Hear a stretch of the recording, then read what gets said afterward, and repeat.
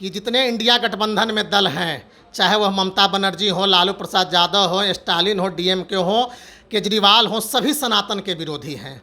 ये लोग ऐसे हैं कि जो मंदिर में जाकर टीका लगाते हैं, मंदिर में जाकर हनुमान चालीसा का पाठ करते हैं और बाहर में आकर के टोपी लगाने का काम करते हैं। और जिस तरह से स्टालिन के बेटे उदयनिधि ने पूर्व में बयान दिया, आज उनके किसी मंत्री ने बयान दिया है सनातन पर, वह पूरा देश की 110 करोड़ जनता, देश के 110 करोड़ लोगों के भावना को उन्होंने ठेस पहुंचाने का काम किया है। इस देश में जब तक जिन जिन लोगों ने सनातन को समाप्त करने की बात कही है, उनका विनाश होना तय है। और इंडिया गठबंधन भी आज जो सनातन के विरोध में जो गठबंधन बनाया गया है, वो इस इंडिया गठबंधन का भी विनाश 2024 के चुनाव आते लोकसभा चुनाव से पहले ही उस इंडिया गठबंधन का विनाश तय हो जाएगा। देखिए, ये कहीं न कहीं लालू यादव, तेजस्वी यादव जी के द्वारा ही बयान दिलवाने का काम किया जाता है। अपनी वोट बैंक की राजनीति को साधने के लिए ये लोग हिंदुओं का कत्ल करना चाहते हैं। ये लोग हिंदुओं को पाकिस्तान भेजना चाहते हैं।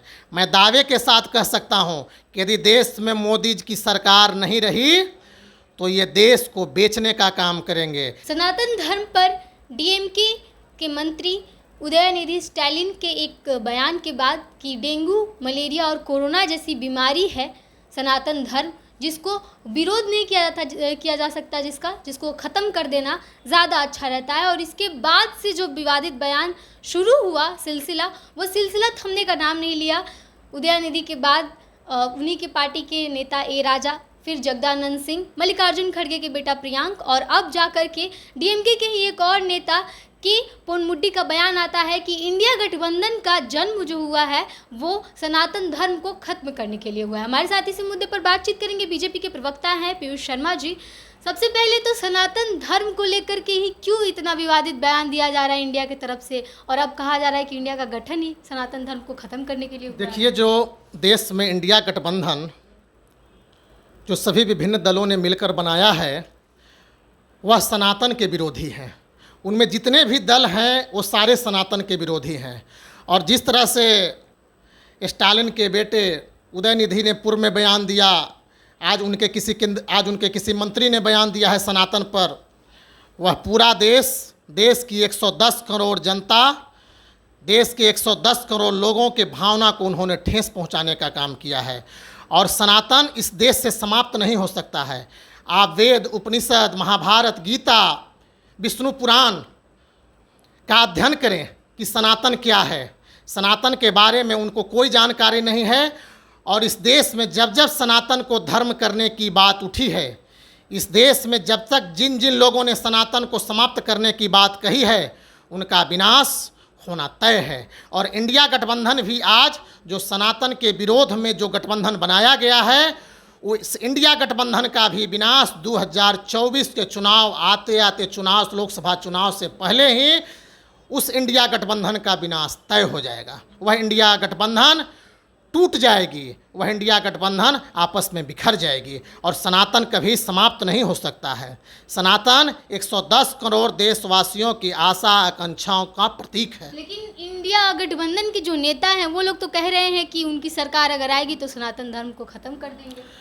ना उनकी सरकार भारत में आएगी और न वो सनातन को समाप्त कर सकते हैं।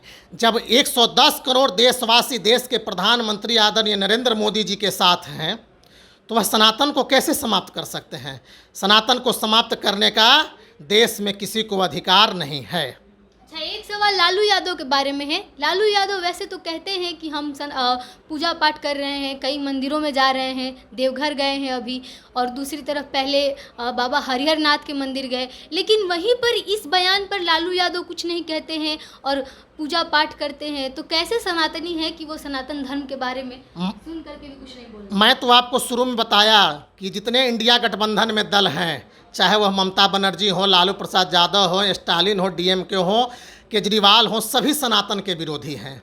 और आज लालू प्रसाद जो मंदिर में जा रहे हैं वह केवल चुनाव के लिए जा रहे हैं। चूँकि आने वाला 2024 और 25 लोकसभा और विधानसभा चुनाव है, तो अपनी राजनीति रोटी सेकने के लिए ये लोग ऐसे हैं कि जो मंदिर में जाकर टीका लगाते हैं, मंदिर में जाकर हनुमान चालीसा का पाठ करते हैं और बाहर में आकर के टोपी लगाने का काम करते हैं। ये ऐसे लोग हैं और हम ऐसे लोग नहीं हैं। भारतीय जनता पार्टी मंदिर में टीका भी लगाती है, अंदर भी हनुमान चालीसा का पाठ पढ़ती है और बाहर में भी जय श्री राम का नारा लगाती है और हनुमान चालीसा का पाठ पढ़ती है।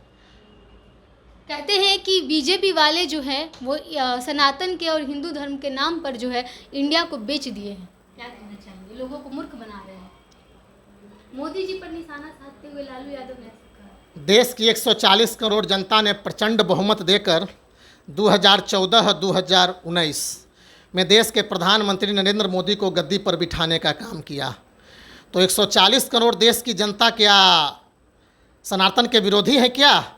140 करोड़ देश की जनता यदि सनातन के विरोधी रहते तो कांग्रेस को इस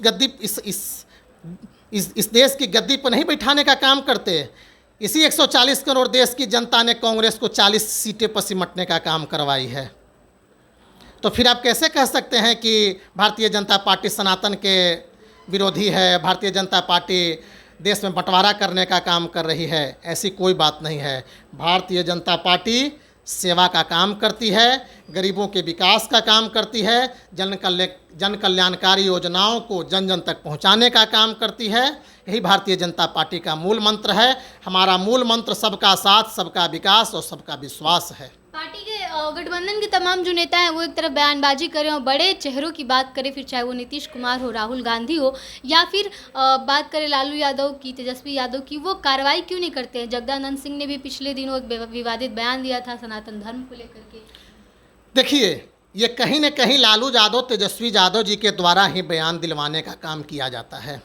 अपनी वोट बैंक की राजनीति को साधने के लिए ये लोग हिंदुओं का कत्ल करना चाहते हैं।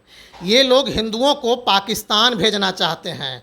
मैं दावे के साथ कह सकता हूं कि यदि देश में मोदी की सरकार नहीं रही तो ये देश को बेचने का काम करेंगे। ये देश यदि इंडिया गठबंधन की सरकार भारत में बनी तो पूरे देश के 110 करोड़ देशवासी हिंदू खतरे में हो जाएंगे।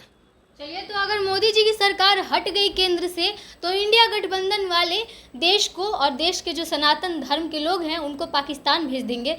ऐसा साफ तौर पे कहना रहा। हमारे साथ पीयूष शर्मा जी थे और बीजेपी से प्रवक्ता हैं। जिस तरीके से लगातार विवादित बयान इंडिया गठबंधन के नेताओं की तरफ से सनातन धर्म को लेकर के दिया जा रहा है, उस पर हमने सवाल की और बातचीत की कि आखिर क्यों बार बार जो ऐसे बयान आते हैं सामने, लेकिन इसके बावजूद भी जो पार्टी के और जो गठबंधन के बड़े चेहरे होते हैं वो इस पर खामोशी साधे हुए होते हैं और कुछ नहीं बोलते हैं। इस पर आपकी क्या प्रतिक्रिया है हमें कमेंट बॉक्स में लिख के बताइएगा। तब तक के लिए बने रहिए हमारे साथ। दिखते तभी आप मैं आपके साथ प्रिया। बहुत बहुत धन्यवाद।